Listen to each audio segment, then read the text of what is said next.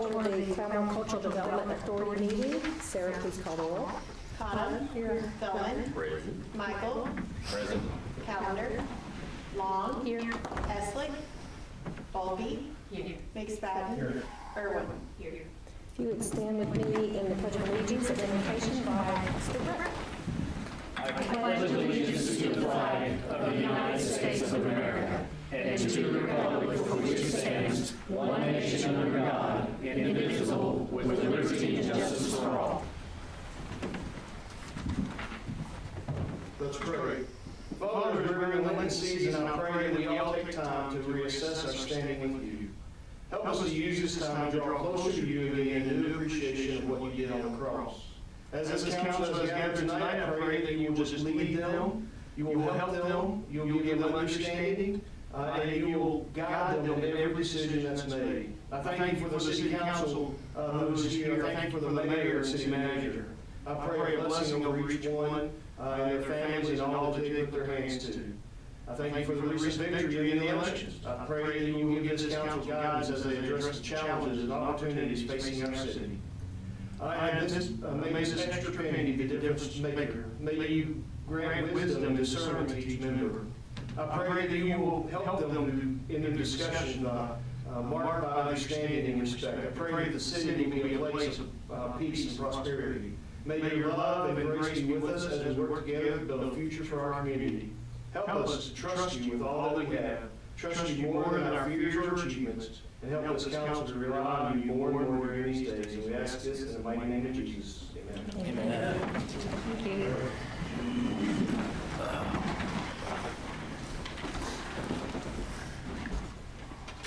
Do we have anybody for call to public? We have one call to the public. Okay. Amber Summerlin. Adam, do you want to explain? I don't know that she's ever addressed the council before. I have not. Oh, he'll explain to you the rules, Ms. Summerlin. So you're fine, you can take your days. Yeah, sorry. I just want to explain, because this is a public meeting under the Open Meeting Act, the council is not allowed to answer your questions or anything like that. We'll have 3 minutes for you to share your thoughts with the council, but again, there won't be any question and answer or anything like that. You'll hear a timer go off when your time is up. Okay. Okay. So my name is Amber Summerlin. 14 years ago, I was involved in prostitution, drug distribution, manufacturing, witchcraft, and any other thing that you could think of that is evil and dark. 14 years ago, the Adventist Church got a hold of me, and even suicidal thoughts. I've given my life to the Lord. I've been blessed with 8 children, 5 grandchildren. My life is a complete opposite of what it was when Satan had a hold of me. I'm here today to express concern of the LGBTQ rising up in the community. I have some things written down for you to listen to. The last 6 weeks, I've met with business leaders, church leaders, members of the community, and not one has thought that this is a great idea for Claremore. Concerned citizens of Claremore are truly disappointed that such ungodly and immoral events are taking place within our community. And we have the right, duty, and the obligation to resist such events whose main purpose is to groom the children of our community and surrounding area. As with everyone else, city leaders, administrators, and business leaders will be held accountable before God for their actions or lack thereof in protecting God's children. This is a matter of morality, and drag queens performing around children is a clear perversion within our society. We have a duty to obey God's law and not bend to the laws and rules established by society. God is the ultimate authority, as the Bible plainly says. The Most High rules over the realm of mankind, Daniel 4:17. The very first decree of Sinai was, "You shall have no other gods before me." God, not man, has established 4 realms of government to which he delegates authority. Those are self-government, family government, church government, and civil government, each having its own rule, function, and jurisdiction. However, all authority of each is delegated authority from God. Refer to Romans 13 as the first verse of that chapter says, "For there is no authority except from God, and the authorities that exist are appointed by God. Therefore, each realm of government, including man, Self-government should rule from fear of the Lord, 2 Samuel 23:3. Contrary to common belief, rights and law do not originate from man or the state. Even the Declaration of Independence recognizes that man's rights come from God. If the purpose of these type of events, which normally include drag queens, is not to influence, indoctrinate, or groom the children, then please explain why each events are mostly advertised as family-friendly to include children. The truth is such events would not be held if children were not allowed to attend. If you believe otherwise, please show me why I'm wrong. Thank you, Ms. Summerlin. Thank you. Thank you. Anybody else, Sarah? No. Do we have a motion to accept the agenda as printed? So moved. Have a motion, a second. Any discussion? Call the roll. McSpadden? Yes. Irwin? Yes. Cottom? Yes. Spellman? Yes. Michael? Yes. Long? Yes. Bowlby? Yes, I'm going to read this heavily and not feeling very well. I Okay. apologize. That's fine. Go ahead. Get to feeling better.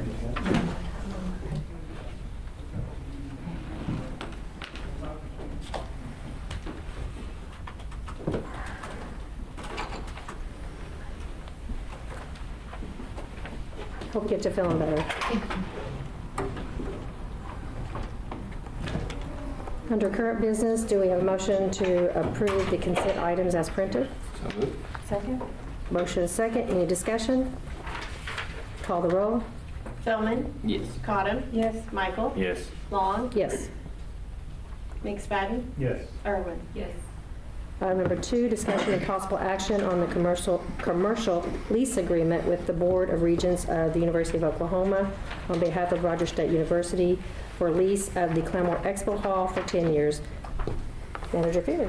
Thank you, Madam Mayor, members of the council, people of public. Our most recent 10-year lease agreement with RSU expired. Typically, Tanya Andrews would be here to present this, but sadly, last Friday was Tanya's last day with us, and so, but she did a yeoman's job of working with RSU, specifically Dr. Radcliffe, who's here with us today. And so this is the presentation and consideration of a new lease with a few minor modifications from the previous lease. This lease would take effect this year and go through 2035 with gradual increases over the first few years. So currently, RSU pays $25,000 a month for 5 months each year for a total of $125,000. They have the premise for the purpose of basketball, men's and women's basketball from October 1 through about March 22nd is the day in the lease. The lease in the past did not always include a commencement date, but we always worked with them. So this contract also, once they establish their commencement date annually in May, would allow for that date. So then we can collaborate with other area schools who also utilize the facility for graduation. So on the third page of the lease, or in your packet, your total packet on page 13, is an escalation of the rents. So this fiscal year that we're coming into, 25-26, will go to $165,000 payable at $27,500 a month, and then fiscal year 26-27 it'll be at $180,000, and then $195,000 after that, and then fiscal years 28 through 35 the sum would be $210,000, or for an annual, or for a $35,000 monthly rental.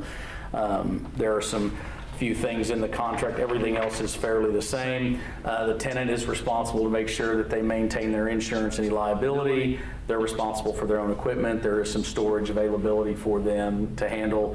We're also they work out great with us as far as their students are allowed to be in the building as long as someone from their staff or our staff is present. You can imagine with 2 college basketball teams who are very competitive, that practice times, workout times, warm-up times are imperative for them to be prepared. And also, they have a significant investment in that floor, so that's why there's exclusivity on events that are in the expo when the lease is in place. That is a very expensive floor. That is the one that's there now. I think you're on year 2 with. Is that proper? Is that correct? And so that has to be refinished every year and a few other things and taken out and put in. So staff's recommendation is to authorize and approve the execution of this 10-year lease. Now keep in mind, it will come back every year for ratification under a consent agenda unless any of the parties needed to change it. So I'll give that a second.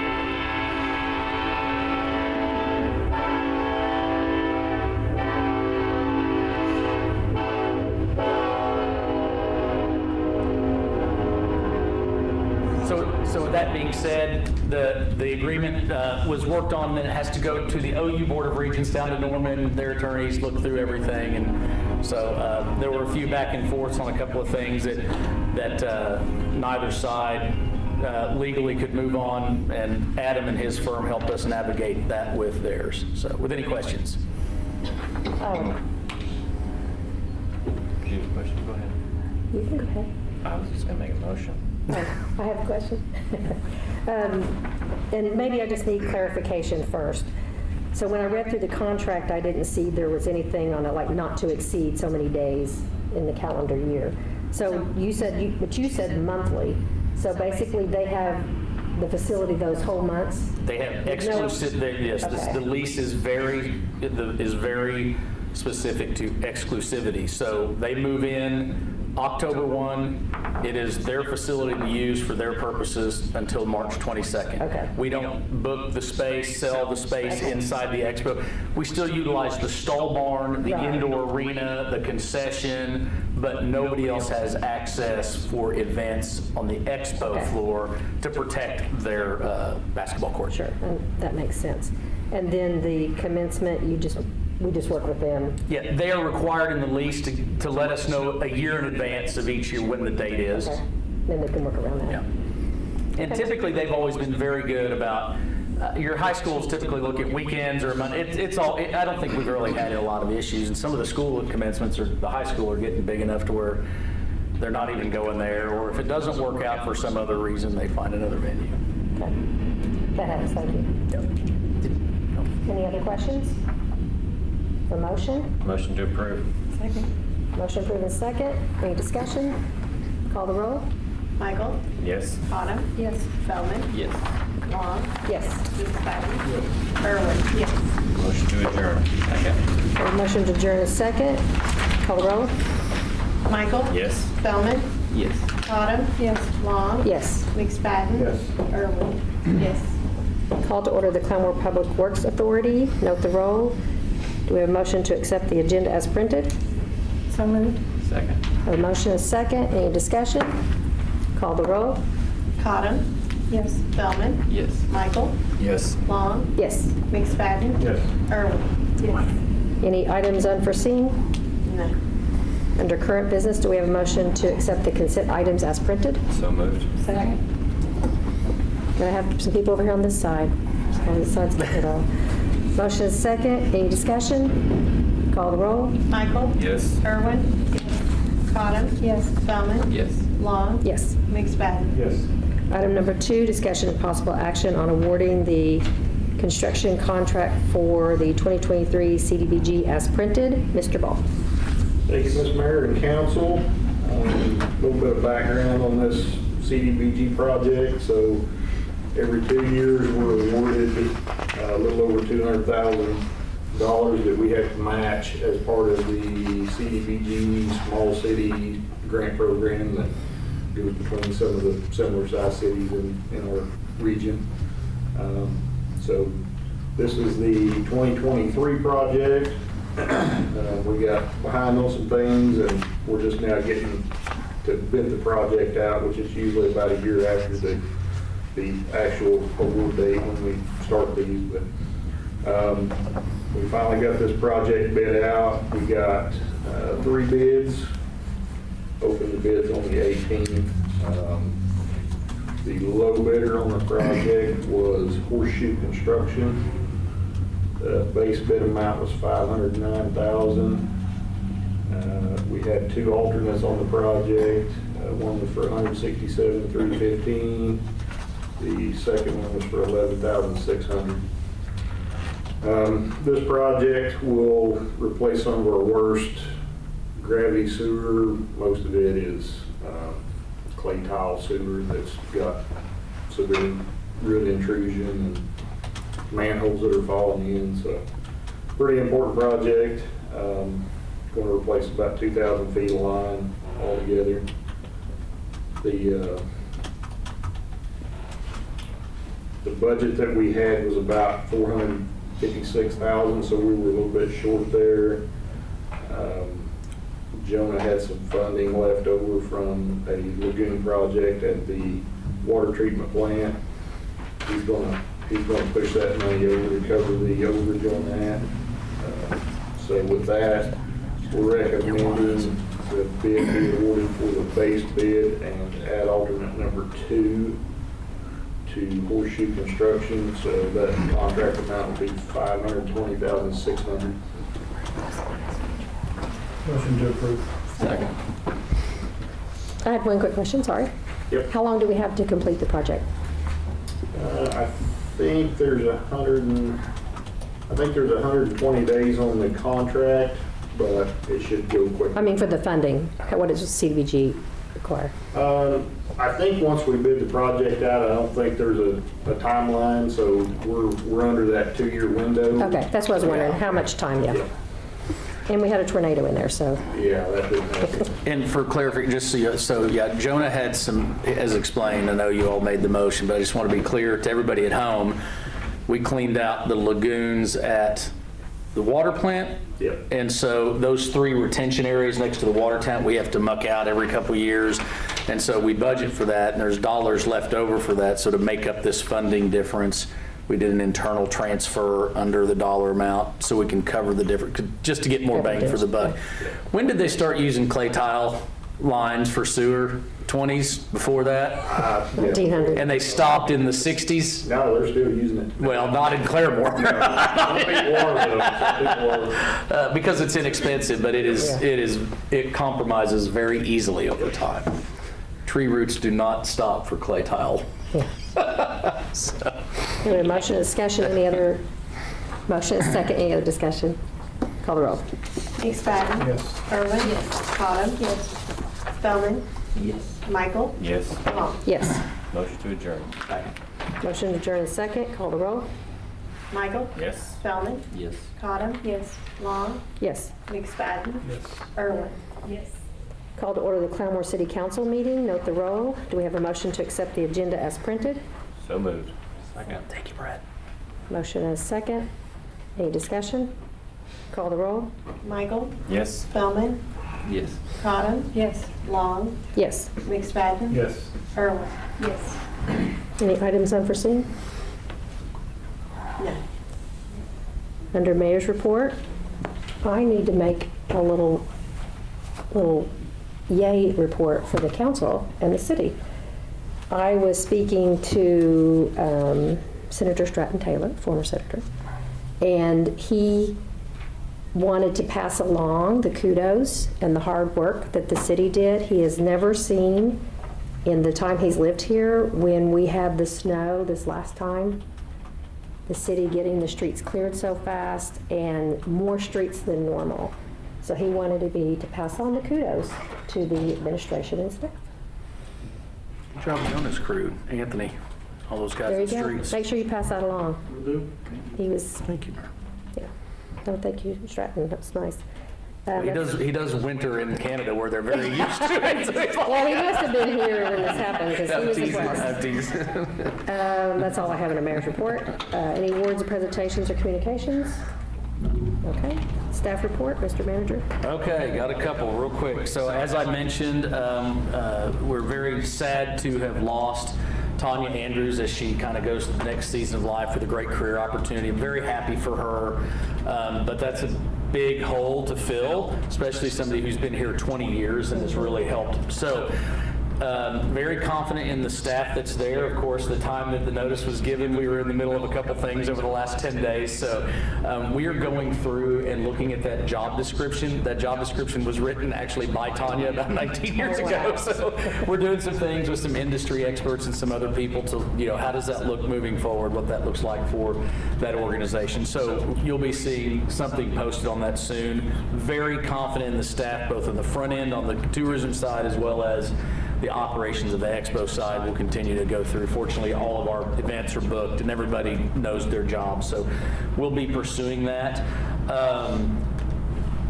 We will start, Susan and I will start with round 2 of the budgets and get with the mayor to establish a date for the finance committee. We always had the basic first round numbers with staff and directors, but intentionally hit a hard pause to kind of know what we were going to do and what options the council might have available to them.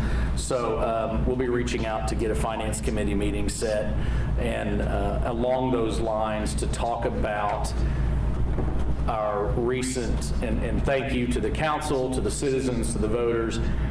Now we have to go do what we said we were going to do, like we've been doing for the last almost 5 years. And so the very first thing I did last week was reach out to John Wolf and Alan Brooks, our bond counsel, to say, look, this happened, that we're monitoring. I said, I've got to sit down with Garrett and our engineering team, look at our capital list projects, and then get with the council and prioritize those things and talk about options moving forward so we can go address the infrastructure needs that we talked about and do that. So again, one of them was out of town, one of them wasn't available, so we're going to start that process and be looking for us to present to you all some sort of plan. We're really close to the start of the fiscal year. I don't know that we'll get it done. We'll obviously budget for the additional penny that we start collecting, but look for us to present a plan to you all for a pretty significant capital improvement projects to address some of those largest things that we've needed to address. So again, we're just less than a week out, but we will be getting with you all as soon as we can. The good news is we've been working for the last 4 years to keep that list maintained and updated. Now it's just the prioritization of where do we go and how far can we stretch those dollars and make them go. So, but it is the entire staff's understanding at a senior leadership level. We met this morning that our number one priority is to address the concerns of the council and the citizen when it comes to infrastructure. So thank you for allowing us to do that for the last almost 5 years, and thank you for insisting that we continue to do that as we move forward. And that will be what we hopefully bring to you all sooner rather than later. Money's not as cheap now as it was in 2019, so the days of 1.29% interest are probably not out there, but we're seeing some things level off. So that being said, I sent out an email to all of the council as well as employees for an opportunity this Wednesday afternoon with former Governor Frank Keating and his wife Kathy at RSU. I think we have 4 or 5 spots maybe left, Sarah, with 3 tables. It is an opportunity for, and I think it was important for public servants, especially personnel at a city level, to sit through what the governor dealt with 30 years ago with the Murrah building, because many of them, while on a much smaller level, felt some of those same traumas and things that we dealt with last May, but also how as public servants we can be more prepared in what we learned from that. So it's an opportunity unique to Claremore because of Barbie Myers' relationship with the Keatings. For those that don't know, she was former chief of staff for Kathy Keating when Frank Keating was the governor. Barbie was also the former scheduling secretary for President George H.W. Bush. So she has flown all over the world and was the scheduling secretary for United States President. So to have that opportunity for our people, and some of you, if you would like to go, please let Sarah know. We need to know like tonight. So we do have some spots. But that's Wednesday at 11:30 at RSU at the Carolyn Taylor Center. Myself and Maggie Froman Knight will not be in attendance. We will be at a GRDA board meeting discussing some opportunities moving forward with them. But Sarah will be there. This Friday, we will have the OML Regional Conference. I don't know if I sent that out, and I told everybody just register yourself. If you have, great.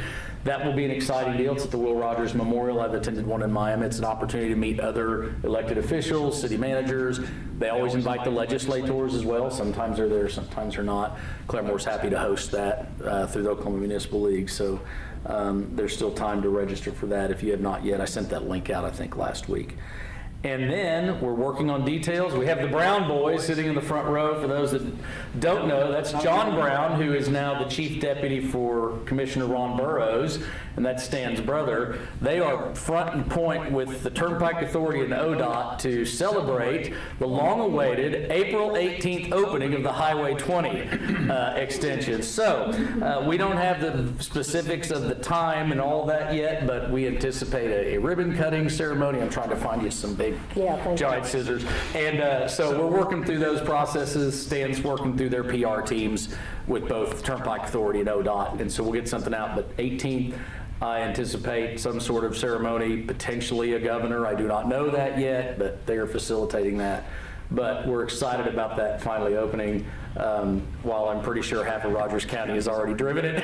But anyway, so that's all we have for now. More to come. Finance department is wrapping up the audit and, also at the same time simultaneously trying to prepare the budget. So they're doing yeoman's work for us. Susan and her crew are really stretched thin right now. So, but a lot of positive things, and that's the extent of my report, staff reports. And again, thank you to the council and congratulations to the city of Claremore's citizens for reinvesting in themselves, and our commitment will continue to be to do what you expect us to do and to do what we told you we would do. And that's all I have. Thank you, Mr. Manager. Thank you. Current business, do we have a motion to accept the consent items as printed? So moved. Second. Motion is second. Any discussion? Call the roll. Michael? Yes. Feldman? Yes. Cottom? Yes. Long? Yes. McSpadden? Yes. Irwin? Item number 2, discussion and possible action on resolution number 2025-2, authorizing the city of Claremore to partner with Rogers County Board of County Commissioners for the purpose of pursuing grant opportunities utilizing monies from the state Oklahoma State Attorney General, Opioid Abatement Board, and authorizing the city manager to execute all related documents. Mr. Manager. Thank you, Madam Mayor, members of the council. This would be the second year we have made this grant application. If you'll recall, you allowed us to partner with Rogers County through the use of settlement funds that the state attorney general has access to. The city is also the beneficiary or recipient of other funds not associated with this that we get that we can use for certain things. We had a very successful first year application. The advisory committee that consists of 7 people from the county, from the judicial, from the city, has hired Scott Greenland, who has just been a phenomenal add to facilitate this.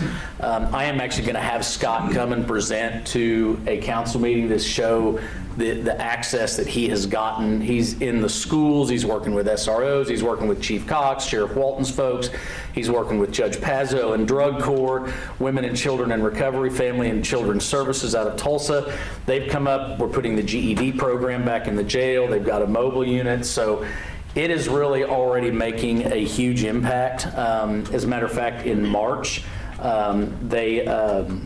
24 women graduated from the Family and Children's Services, the Women in Recovery program.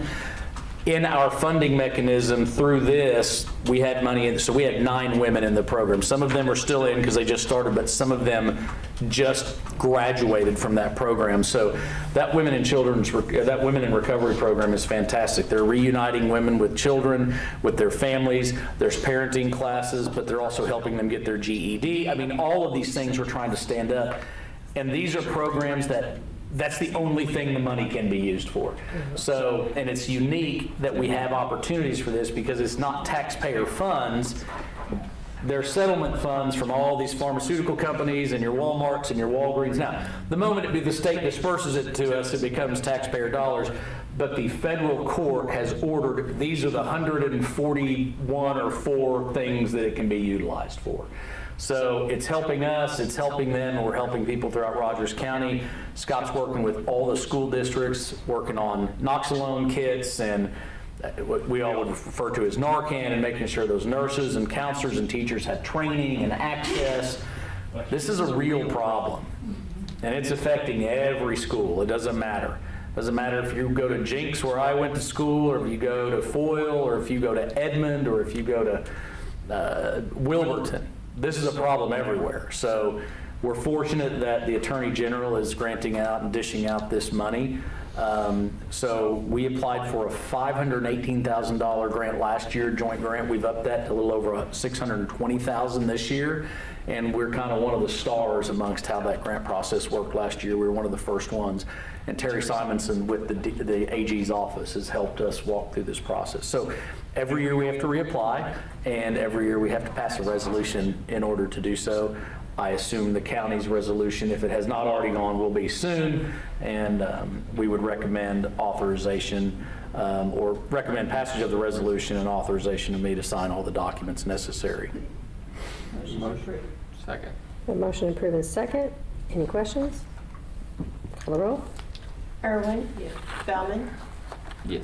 Cottom. Yes. Michael. Yes. Long. Yes. McSpadden. Yes.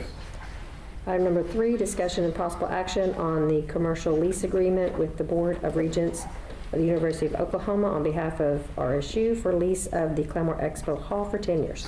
Thank you, Madam Mayor. This is just ratification by the council of the Claremore Cultural Development Authority's long-term lease agreement. Oklahoma Constitution does not allow this board to go into and obligate future councils, but Title 60 trusts can, such as CCDA or CPWA, but this board has to ratify those agreements. Did I state that clearly, Mr. Attorney? I was pretty sure that Title 62, I said 60. Yeah, sorry about that. And so that was another matter I was delving into that I just should let you do. Like, that doesn't. So anyway, this is just ratification of that agreement with RSU. Motion to approve. Second. A motion approved and second. Any discussion? Call the roll. Michael. Yes. Irwin. Yes. Cottom. Yes. Spellman. Yes. Long. Yes. McSpadden. Yes. Item number 4, discussion and possible action on resolution number 2025-3 as printed. Last one from me, Madam Mayor. So this is a project agreement between the city of Claremore and ODOT, as you know, and we've been talking about. Despite popular opinion, we do have ongoing conversations about improving Highway 66 and Will Rogers Boulevard / Highway 88. We're so thankful for ODOT. Not only have they spent hundreds of millions of dollars in Rogers County, they're going to continue to spend some money at our request. So this resolution, in May, ODOT is going to let the project for the mill, some base repair where needed, resurfacing and restriping of not only Highway 66 from just south of Flint or King, all the way north of Lowry, but also Will Rogers Boulevard from 66 up to the construction joint before you get to the Will Rogers Memorial. So that will all be brand new road surface, restripe. Our crews currently are out addressing the drainage, so our storm inlets along there, which is technically our infrastructure at some point. So when they come in, they're not having to adjust grade, so we're doing some work there now. But the state has obligated or projected this to be $5.3 million. They have funded $4.3 million. Our conversations with them were to utilize $500,000 of our next fiscal year's street rehab to put in $500,000 towards this project. I have visited with all 3 county commissioners, and they have agreed to do the same. So this resolution, I want to clarify, we cannot obligate the county in any way. The resolution from ODOT is very general. It says ODOT, city and county. The county will do their own process, but this is required for you to pass for them to have that relationship with us. And it also states that we're going to put $500,000 towards a $5.3 million project. And we would recommend approval. Second. A motion approved and second. How much did you say the state's?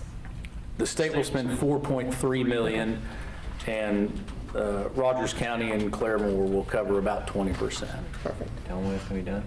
Pardon? When is it going to be done? Oh, yeah, good call. They'll start in August. They think this is a 90-day project, and right now their plan is to do everything at night to be as less disruptive as possible. So they'll be working, I don't know if it's going to be a 7 to 7, an 8, I don't know yet. We'll work out those logistics, but it'll be done at night. That'd be nice. Yeah. All right, we have motion and second. Any other discussion? Call the roll. Irwin. Yes. Michael. Yes. Cottom. Yes. Feldman. Yes. Long. Yes. McSpadden. Yes. Item number 5, discussion and possible action on awarding the construction contract for 2023 CDBG, Mr. Ball, as printed. Yeah, this is the same agenda item as previously approved. The CDBG money has to go through the city, and since we're using some of the public works funds through Gemini, that's why we had it on both agendas. So. Motion to approve. Second. Motion approved and second. Any discussion? Call the roll. Irwin. Yes. Michael. Yes. Cottom. Yes. Feldman. Yes. Long. Yes. McSpadden. Yes. Item number 6, discussion and possible action on ordinance number 2025-2, amending section 53-07 relating to water line taps. Mr. Jonah. Thank you, Mayor, City Council. This is an adjustment to the ordinance that just allows our operations to be focused on maintenance. Contractors are currently tapping into our sewer mains.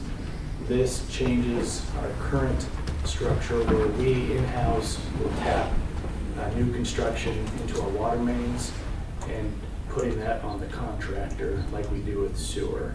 That will free up a crew for us to maintain the things we're not currently maintaining as well as we'd like to due to the personnel. So this will free up a crew to spend time on the maintenance of water cans, water meters, water valves, and those types of things. So this is just adjusting that a little bit. But I'm looking for any questions related to that change. Any questions or a motion? Motion to approve. Second. Motion approved and second. Any discussion? Call the roll. McSpadden. Yes. Michael. Yes. Cottom. Yes. Feldman. Yes. Long. Yes. Irwin. Yes. Madam Mayor, items number 7 and 10 are going to have to be stricken. We're required to have 2/3 or 7 of 9, 3/4 or 7 of 9, and since Councilor Bowley left, we're not eligible to vote on an emergency clause. I guess we could vote on it, it would do no good. Right. So We're striking item number 7. So those will go into effect in 30 days. Is that Is this accurate? 5, 6, 7, 7? We have 2 7s. Oh. So, item number 8, striking item number 7. Item number 8, discussion possible action on a new schedule of charges for water taps, meter relocation, and water connection to water taps. Mr. Jonah. This just lowers the fee due to the cost no longer being borne by the city. So the contractor will only be covering what it costs us to purchase a new meter. And then we'll go install that and inspect that tap Okay. to make sure that they're adhering to engineering standards. Motion to approve. Second. Have a motion approved and second. Any discussion? Call the roll. Feldman. Yes. Michael. Yes. Cottom. Yes. Long. Yes. McSpadden. Yes. Irwin. Yes. Item number 9, discussion and possible action on ordinance number 2025-3 as printed. Mr. Jonah. This item is just dealing with Number 10 is stricken. negligent actions by customers, residents, contractors that damage city property.